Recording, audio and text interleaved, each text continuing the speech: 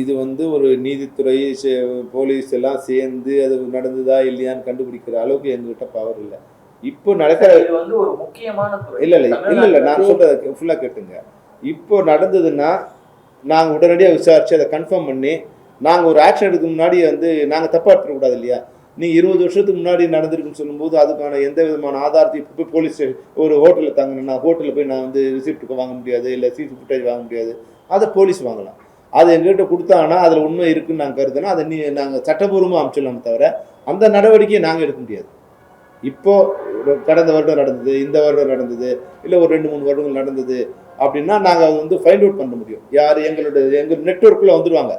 இதுக்கு முன்னாடி எப்போ நடந்தது அப்படின்னும் போது அதனோட உண்மைத்தன்மையை எப்படி போகிற போக்கில் சொல்லிட்டாங்களா, இல்லை ஃபேம் எல்லாரும் சொல்கிற மாதிரி நம்பர் சொல்லிட்டாங்களா அப்படிங்கிறதான் நாங்கள் கண்டுபிடிச்சி ஆராயத்துக்கு உண்டான எங்ககிட்ட அந்த பவர் இல்லை. இப்போ தவறாக ஒருத்தர் மேலே நாங்கள் நடவடிக்கை எடுக்க முடியாது. அதை வந்து சட்டபூர்வமாக பண்ணிக்கலாம்னு சொல்லி அவங்க சட்டபூர்வமாக நடவடிக்கை எடுக்க நாங்கள் உதவி பண்ணலாமே தவிர நாங்களே நடவடிக்கை எடுக்க முடியாது. நீங்க அமைச்ச பாதுகாப்பு குழுல ஒரு ஊடகத்துறை சார்ந்தவர் இல்ல ஒரு நீதித்துறை சார்ந்தவர் வந்து அவங்க 20 பேர் பண்ணும்போது, ஆனா நடிகர் சங்கத்தை பார்க்கும்போது ஊடகத்துக்கு முதல்ல தகவல் தெரிவிக்காதீங்க அப்படின்ற மாதிரியான மாதிரி சொல்லியிருக்காங்க. ஒரு பாலிசிங்கில் வந்துச்சுன்னா முதல்ல நீங்க ஊடகத்துக்கு தெரிவிக்க கூடாது, எங்கிட்ட தான் முதல்ல சொல்லணும் போது ஏதோ ஒரு மறைக்கிறதுக்கு தானே எங்கிட்ட சொல்றீங்கன்ற மாதிரி இருக்குல்ல சார்? நீங்க அந்த மாதிரி ஸ்டாண்ட் இருக்கீங்களா? இல்ல ஒரே சினிமா துறை மொத்தமா சினிமா துறையில 2 வேறுபாடான கருத்தை பார்க்க முடியுது சார்? இல்ல சார், முதல்ல வந்து என்னன்னா ஊடக துறையிலேருந்து ஒரு பிரதிநிதி என்பது வேறு, ஊடகத்துக்கு தகவல் தெரிவிப்பது என்பது வேறு. ஊடகத்தில் ஒரு தெரியுதுன்னா அவர் கூட இந்த ரகசியத்தை பாதுகாப்பார். ஏன்னா இது எல்லாம் வியாபாரமாக்க முயற்சி பண்ணும்போது அது பாதிக்கப்படுறவங்களோட கண்ணீரோ அவங்களோட அவமானமோ ஒரு பொருட்டாக இருக்காது. இது வந்து ஒரு பரபரப்பான செய்தியாக்கணும்னு தான் சில பேர் நினைப்பாங்க. அப்போ பரபரப்பாக்குற செய்தியாக்கல யாருக்கும் எந்த லாபமும் இல்லை. அது வந்து அதனுடைய பாதிக்கப்பட்ட நபர் கூட நாளைக்கு சமூகத்தில் வெளியே போகணும். அவங்களுக்கு நீதி கிடைச்சா கூட தண்டனை வந்து அவங்களுக்கு தண்டனை வந்துடும். சில விஷயங்கள் வந்து பாதுகாப்பாக இருந்ததுன்னா அவங்க வெளியே சொசைட்டியில் நடக்கும்போது ஒரு குற்ற உணர்ச்சி இல்லாமல் நடக்க முடியும். ஆனால் இதே 100 பேர் பேச்சு ஒரு தடவை வந்து நடந்தது 100 பேர் 100 இடங்களில் போகும்போது அவங்க ஞாபகப்படுத்திட்டே இருப்பாங்க, இல்லை கிண்டல் பண்ணிகிட்டே இருப்பாங்க. அவங்க முறையான வேறு ஒரு வன்முறையானது வன்முறைங்கிறது வந்து கையில் மட்டும் இல்லை, வாயால் அவங்கள பேசுறது கூட வன்முறை தான். அப்போ அது மாதிரி அது வந்து ஊடகத்துக்கு வந்து நல்லதில்லை போகிறது வந்து. அதாவது எனக்கு மேலே நடவடிக்கை எடுக்கல, எல்லாரும் என்னை வந்து இந்த 20 பேரும் சேர்த்து ஏமாத்துறாங்கிற போது அதை வெளியே கொண்டு வர அவங்க முயற்சிக்கலாமே தவிர அந்த ரூம்குள்ளேயே அந்த பிரச்சனை முடியுது. ஒரு குடும்பத்துக்குள்ள நடக்குது, நம்ம குடும்பத்துக்குள்ள நடக்குது, அதை நம்ம கொண்டு வருமா, ரோடு கொண்டு வருமா? நம்ம பொண்ணு ஓடி போயிட்டான்னு சொன்னோன்னா அந்த குடும்பம் என்ன நினைக்குவாங்க?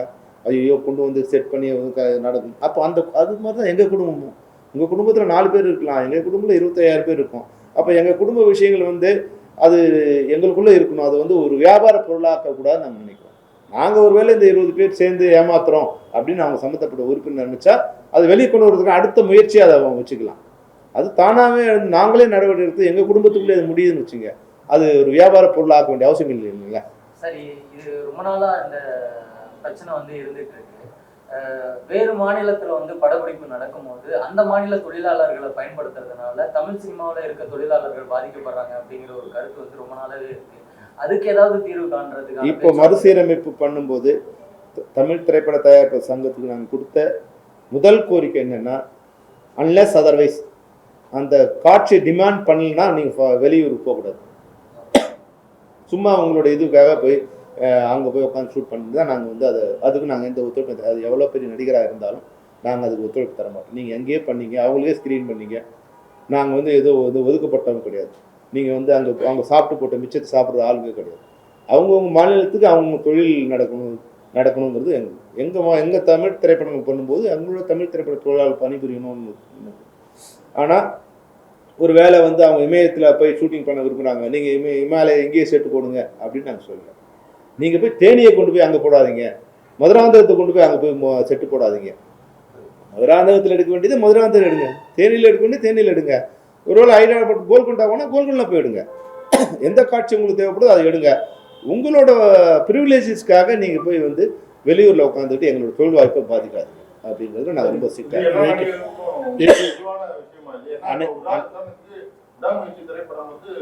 நான் எந்த நடிகரையும் நாங்க குறிப்பிட்டு சொல்ல விரும்பல. அப்புறம் நாளைக்கு நீங்க ஒரு ஹெட்டிங் போடுவீங்க. இல்ல இனிமேல் இப்போ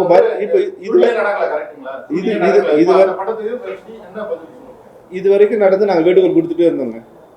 இப்போ நாங்க வந்து எங்களுடைய பதில் சொல்லிட்டோம். இனிமேல் இந்த நவம்பர் 1ஆம் தேதியில நாங்க போறாங்க, ஷூட்டிங் எடுக்கிறாங்க. தமிழ் திரைப்படங்கள் வந்து காட்சி அமைப்புக்கு தேவைப்படாத விஷயங்களை போய் நீங்க வேற மாநிலத்தோ வேற நாட்டில் ஷூட் பண்ணீங்கன்னா அந்த திரைப்படத்துக்கு எவ்வளவு பெரிய நடிகராக இருந்தாலும் நாங்க தொழில்நுட்பத்துக்கு தரமாட்டோம்.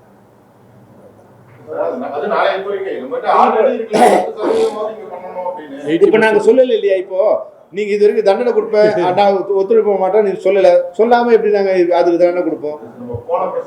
அப்போ வேண்டுகோள் அப்போ 10%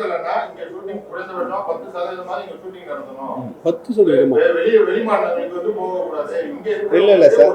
நான் இப்ப எங்களோட கோரிக்கை 70% படப்பிடிப்புகள் தமிழ்நாட்டில் நடத்தப்பட வேண்டும். ஓகேங்களா? அப்போ வந்து அது கோரிக்கை. இப்ப இது எங்களோட முடிவு.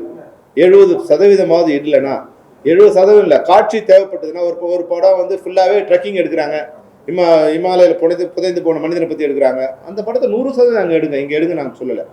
காட்சி அமைப்பு தேவைப்படாத கட்டத்துல நீங்க அங்க போய் பணி புரிஞ்சீங்கன்னா நாங்க அதுக்கு ஒரு தொழில்நுட்பத்தை தரமாட்டோம்.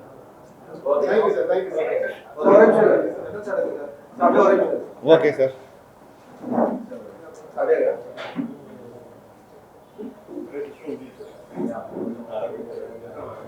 சார் அதே மாதிரி எல்லா குழுவிலையும் பாத்தீங்கன்னா தயாரிப்பாளர் சங்கமாகட்டும், விநியோகஸ்தர் சங்கமாகட்டும், திரையரங்க உரிமையாளர் சங்கமாகட்டும், நடிகர் சங்கமாகட்டும், எந்த கூட்டம் போடுற மாதிரி இருந்தாலும் அவசர கூட்டமாவே அறிவிச்சு நம்ம வீடியோவுக்கு கொடுப்பறது எதனால சார்? ஏன்னா நீங்க இதெல்லாம் பேசி வச்சு நீங்க என்னென்னலாம் பேச போறோம் பண்ண போறோம் அப்படிங்கிற எல்லா முடிவுகளும் எடுத்து வச்சுதான் நீங்க பேசுறீங்க. அப்படிங்கிறப்போ எங்களை அறக்க பறக்க வர வச்சு இப்படி பண்ணணுங்கிறது இல்லையே சார்? அதை ஏன் சார் நீங்க எல்லா மீட்டிங்கும் அதே மாதிரி இருக்கே சார்? இப்போ டிமாண்ட் ஒன்று இருக்குல்ல, இப்போ நாங்க எங்களோட முடிவு வந்து இதை பண்ணணும்னு இல்லை. ஆனா இப்ப இந்த மீட்டிங் வந்து எங்களுக்கு ஒரு 2 மணி நேரத்துக்கு முன்னாடி நாங்க முடிவெடுத்து சொல்றதுக்குள்ள இருந்தா கூட எங்களுக்கு தகுந்த மாதிரி இப்ப 6 மணிக்கு இவருக்கு தெரியும், 6 மணிக்கு எங்களுக்கு இன்னொரு ஈவென்ட் இருக்கு, நாங்க அதையும் மிஸ் பண்ண முடியாது. அப்படிங்கிறப்ப நாங்க இதை அறக்க பறக்க முடிச்சுட்டு தான் அங்க போற மாதிரி இருக்கும். கொஞ்சம் முன்கூட்டியே அறிவிக்கலாம். இல்ல கரெக்ட் தான். இதை நாங்க வெள்ளிக்கிழமை வைக்கலாம்னு நினைச்சோம். வெள்ளிக்கிழமைக்கு அப்புறம் ஒரு வாரம் தள்ளி போயிடுது. அப்போ எங்களுக்கு வந்து நவம்பர் 1 அக்டோபர் 1 ஷூட்டிங் இருந்தால் நல்லா இருக்கும் எங்கள் மெம்பர்ஸ் ஒரு கம்பல்ஷன். அப்போ அவங்ககிட்ட கோரிக்கை விடுக்கிறதுக்கு முன்னாடி இதை வந்து முதல்ல சொல்லிட்டோமா. அப்படி அதனால தான் நாங்கள் பெரும்பாலும் வந்து எல்லாத்தையும் டிசைன் பண்ணி டைப் பண்ணி தான் வச்சிருக்கோம். பாதகம் செய்பவரை கண்டால் நாம் பயங்கொள்ளலாகாது பாப்பா, மோதி மிதித்து விடு பாப்பா, அவர் முகத்தில் உமிழ்ந்து விடு பாப்பா. அண்மை செய்திகளை உடனுக்குடன் தெரிந்து கொள்ள இணைந்திருங்கள் இயம்நாடு தொலைக்காட்சியுடன்.